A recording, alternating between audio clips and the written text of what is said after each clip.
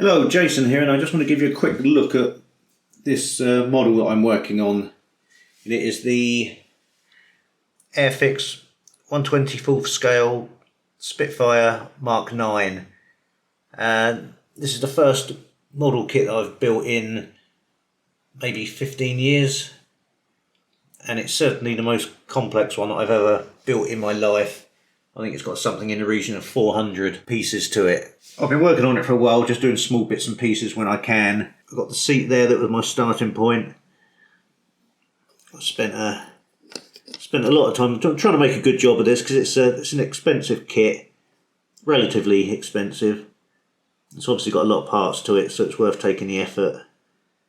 So I've been taking my time with it, trying to get everything looking semi-decent. Like I say, first model I've built for a while.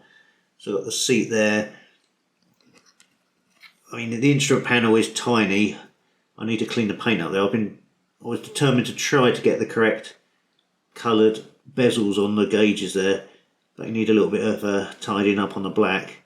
And I really don't know what to do about the decals yet, because they're going to be so fiddly to get on there. I suppose it's possible to do, but it's going to be a bit of an effort. I've got other parts of the interior that I've been putting together here. Again, working through it slow and steady. I don't want to make a mess of it. I want to try and do it half decent. So I've got the inside there, and then obviously the instrument panel will eventually sit on which bulkhead is it? That bulkhead there. The instrument panel will sit. So it's coming along. And then, just to give me a break from doing the interior, I started to put the Merlin engine together. The old famous Rolls-Royce Merlin. Which again, quite fiddly, some parts of it.